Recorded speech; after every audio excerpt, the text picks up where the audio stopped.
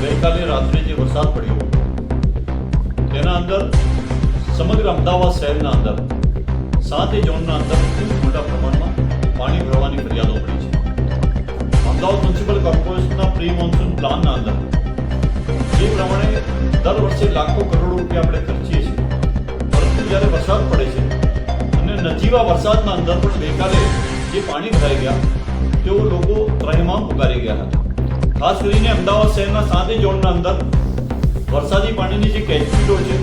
વરસાદી પાણીના નાળા છે, મેનહોલ છે કે ચેમ્બરો છે, તે દર વર્ષે સફાઈ કરવામાં આવે છે. આ વર્ષે જે પણ કોન્ટ્રાક્ટ જે કોઈ કંપનીને આપ્યો હોય તેણે હું સમજુ છું કે સફાઈ ન કરવાના કારણે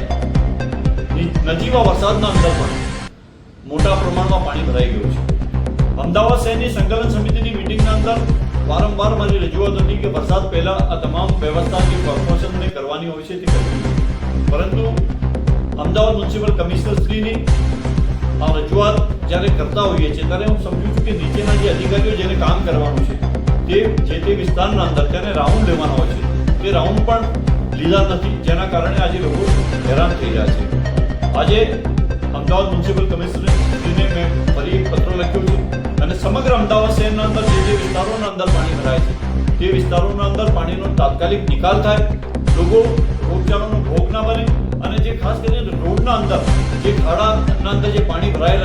ભરેલા રહે છે તેનો પણ નિકાલ થાય, તેની તમામ વ્યવસ્થા અમદાવાદ મ્યુનિસિપલ કોર્પોરેશનના જે અધિકારીઓએ કરવી જોઈએ અને રાઉન્ડ લેવા જોઈએ. એટલે આજે પત્ર લખીને મેં કમિશનરશ્રીને એ વિનંતી કરી કે આપ શ્રી પોતે પણ રાઉન્ડ લો અને જે અધિકારીઓ જે આ ફિલ્ડના અંદર છે તેને રાત્રે પણ જ્યાં વરસાદ પડતો હોય તે ફિલ્ડના અંદર જાય અને લોકોની જે સમસ્યા છે તેને તાત્કાલિક નિકાલ કરે, તેની મારી આજે રજૂઆત હતી.